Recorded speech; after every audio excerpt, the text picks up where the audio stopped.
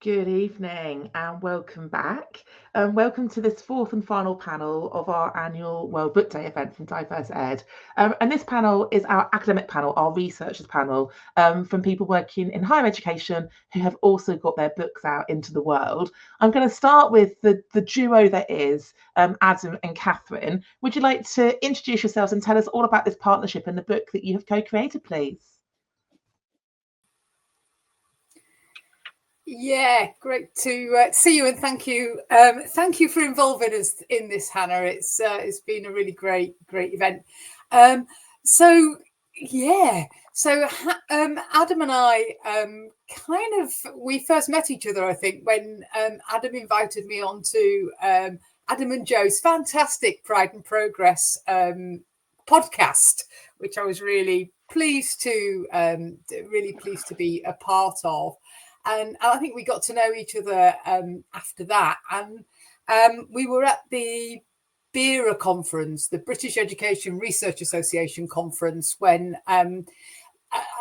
we talked about the idea for the book. And, I have a theory that all the best ideas for anything happen over a beer. And that's exactly what happened. We were sitting and we were having a beer and we started to talk about possibilities for a book that we could work on together.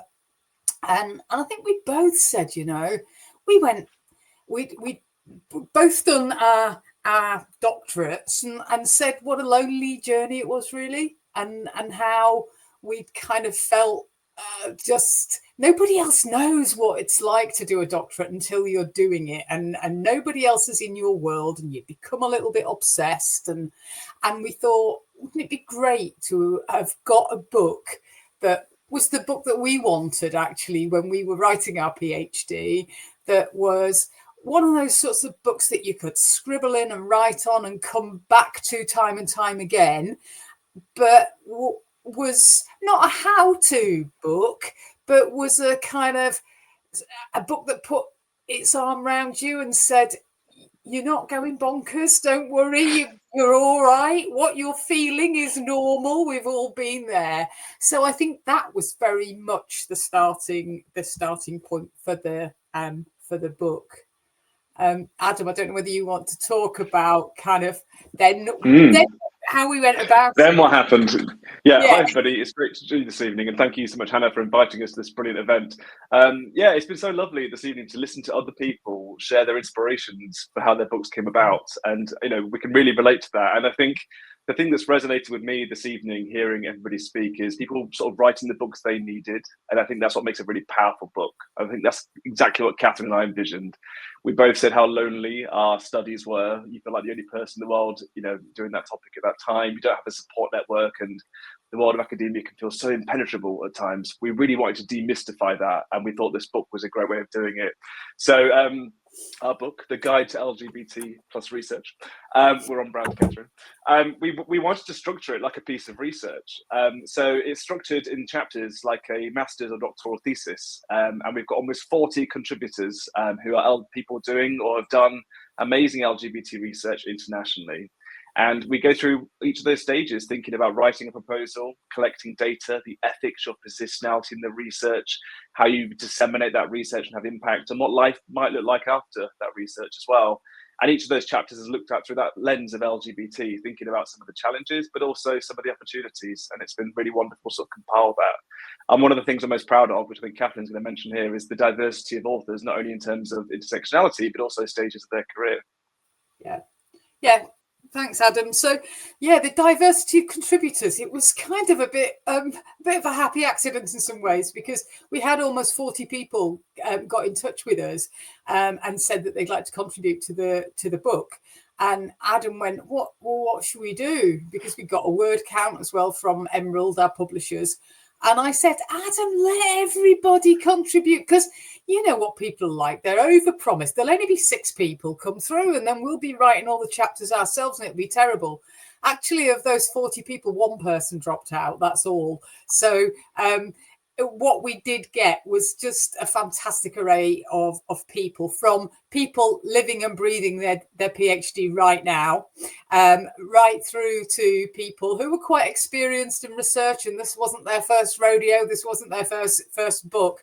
And what's been really nice, some of the chapters were co-written, and I'm really, really proud, really like the ones that are the supervisor and the doctoral student writing together and almost having a conversation. And I think that's some of the most powerful. I'll hand over to you, Adam, to talk about kind of what our hopes are for the book. It's been out a little while now. Yeah, a few weeks. I'll speak quickly because Richard's wrapping us up here.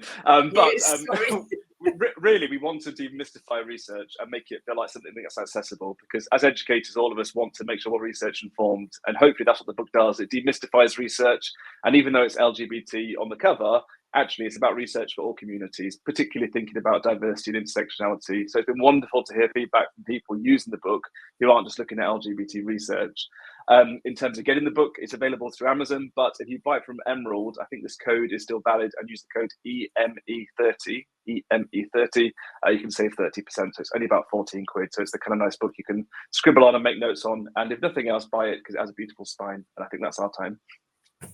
It does. It wins the best spine game for sure. Adam has beautiful bookshelves, and you can always spot his book on the bookshelf. Thank you, both of you. Brilliant to hear from you. I'm going to swing over to Karamat. Karamat, it's lovely to finally meet you and be on camera. I know we've had emails and messages on LinkedIn for a while, so good evening. Good evening. And please tell us about yourself and your book and how it came to fruition. Yes, so I go back a while. You can probably tell I'm a man of a certain age. So I am a product of the British education system back in the day, 1970, 71, where we used to have immigrant education centers, immigrant language centers. When immigrants arrived in the country, they would be sent to learn English to some place, usually in a hostile white area. So I went there for 2 terms, learned English, and then went to my mainstream school. And on the first day, I was picked up by a white kid, lifted up, banged against the wall, saying they did not want any more effing, and he used the P word. And it was traumatic at the time, but it was helpful because it told me that I was a foreigner and an outside person, not welcome in this country. So that's what got me into equalities. And I've been doing that for now 54 years. And I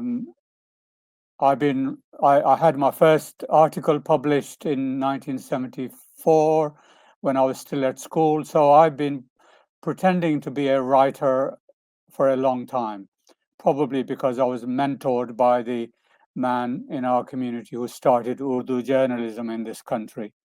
And then about 10 years ago, when I was starting my PhD, I started with the clear aim that I wanted to bridge the academic world with the practice world.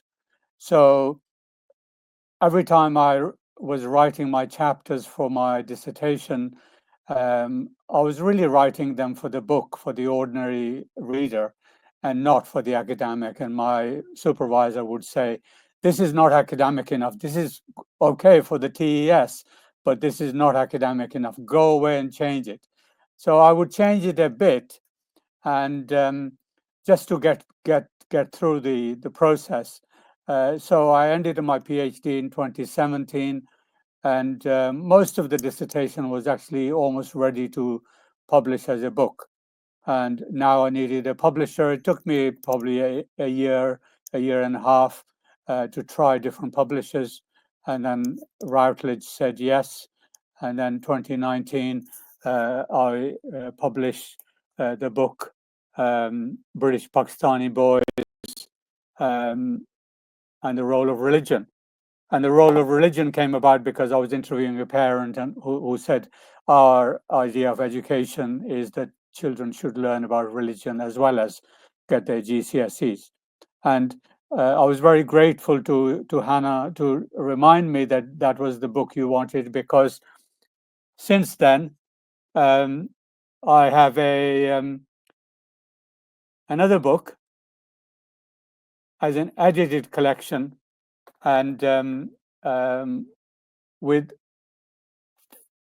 19 other people, no, 20 people all together, and 15, 16 people other than myself and the editor. And so here I am, pretending to be a writer, pretending to be inhabiting a space, thanks to Hannah, in the academic space. Though I don't see myself as an academic nor as a practitioner, because I'm one of these people who inhabits the middle space as a bridge between the two. Yes,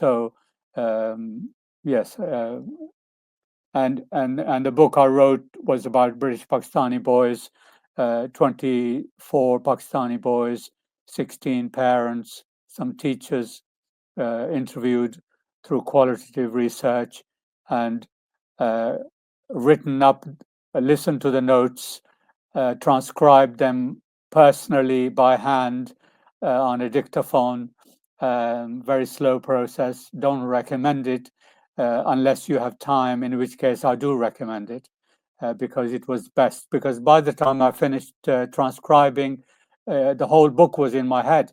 I knew exactly what I was carrying and where it needed to go, and I was able to organize it. And 2019, when the book came out, and as I said, now I have my second book, and actually this evening I was working on my next book, where I'm writing a proposal, 100 years of British Kashmiris. They've been coming here and our community, and I'm writing that book. And I'm at the proposal stage, but it looks as if this is the last time I will send an email, because they will say yes and issue me a contract. So fingers crossed. Maybe in a year's time, I'll come back and tell you about another book. That's the thing. Now I know you've written 2 books. Adam's here for the second go, telling us about his second book. So there's a bit of an addiction theme about writing, isn't there? I said to Benny, not another book.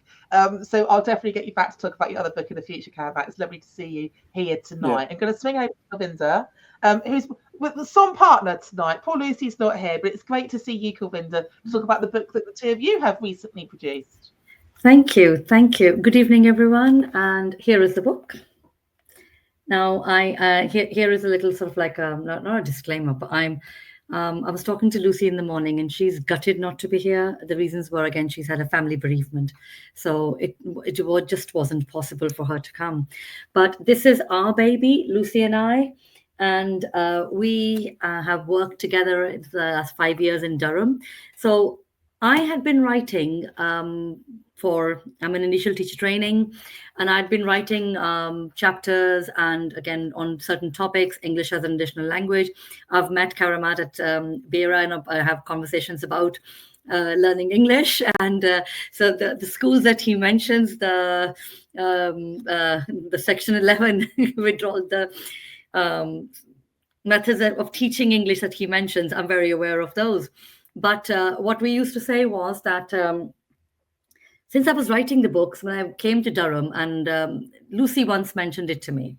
So she said that I have a book in my head, Kulwinder, and we have been talking about diversity, equity, inclusion, and teaching. Here's the title of the book.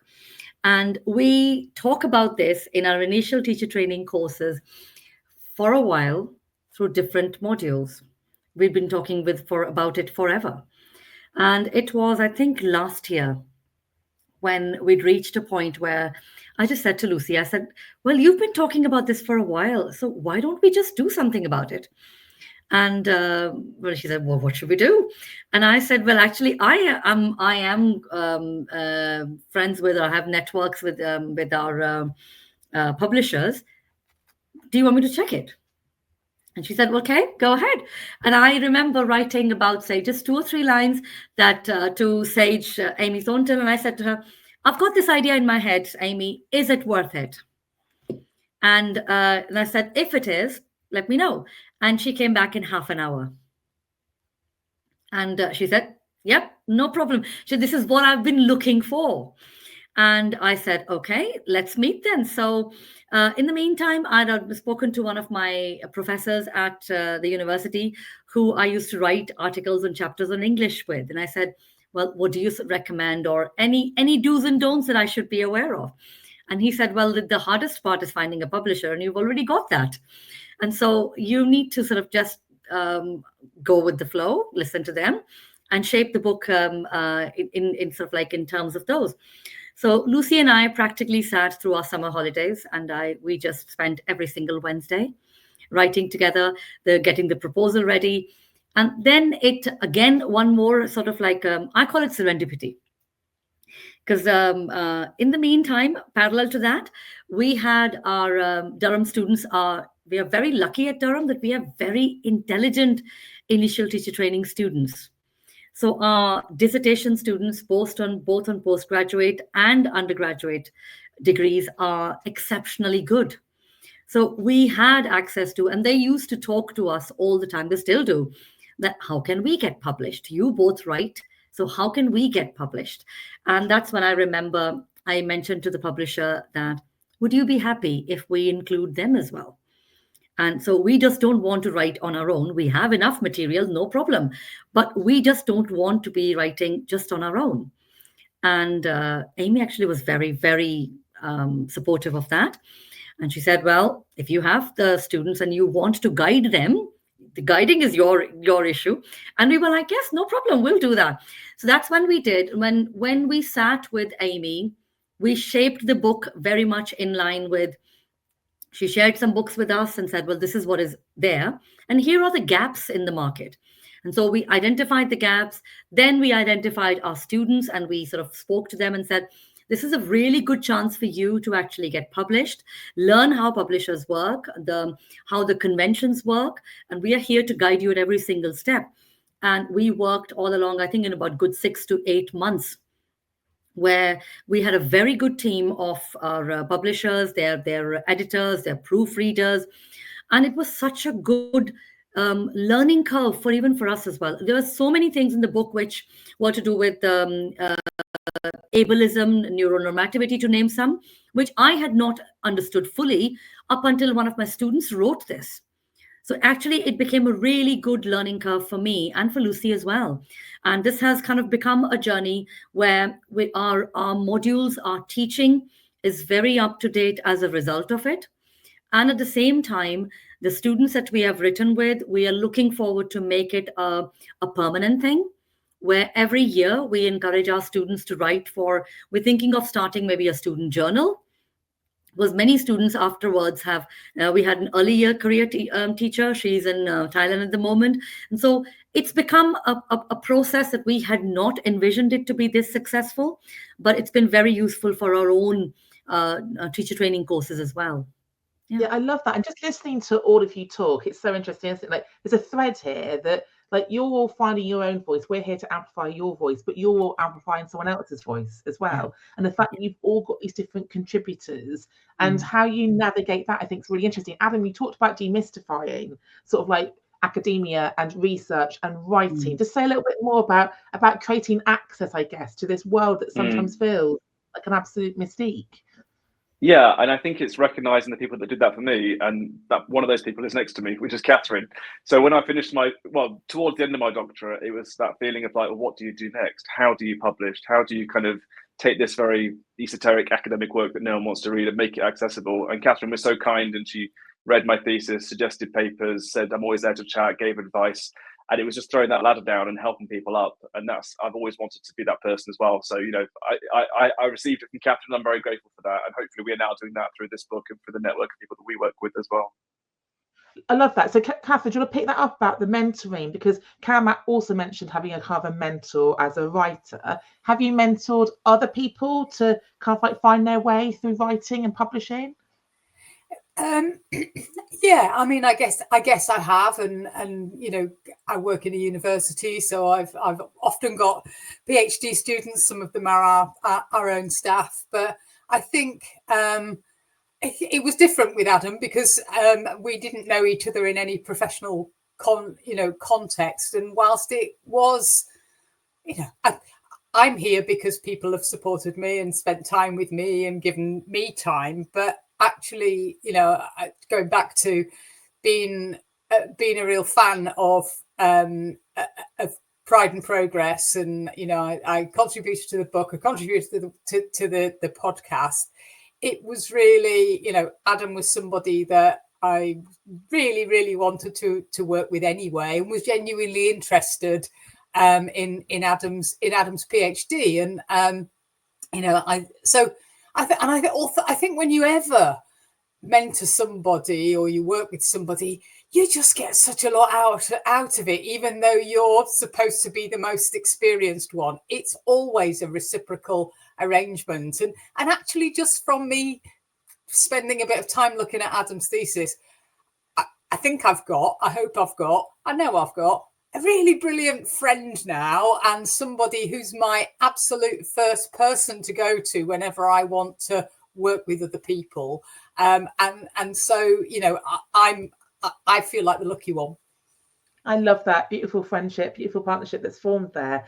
Thank you, Catherine. Let me swing back to you, Karamat. You talked about in one of those two books where you interviewed young people and their families. I'm curious about how you helped them find their voice and how you got the consent to use young people's voice in your book as well. Well, I went to 3 schools, and obviously through by using the BERA ethical guidelines, I had consent from the students, their parents, teachers, and I think between the parents, the teachers, and the students, I interviewed something like 50 people, and by the time I finished interviewing, or even while I was interviewing, I suddenly felt this responsibility that these people, especially some of the parents, ordinary people with very little education, had given their time and given me their wisdom, and I recorded it and I transcribed it, and I felt responsibility on my shoulder to get their voices out, get it published. And even now, 5, 6 years later, I sometimes dip into the book and read the quotes and remember some of those people because it's their voices.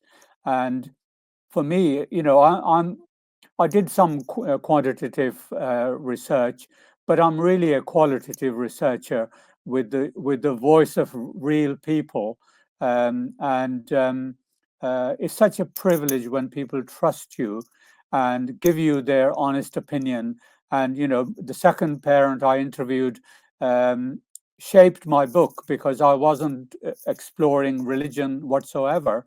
And I said to him, "So what's your idea of education?" And he said, "In our community, to be educated, you have to know about religion and get your GCSEs."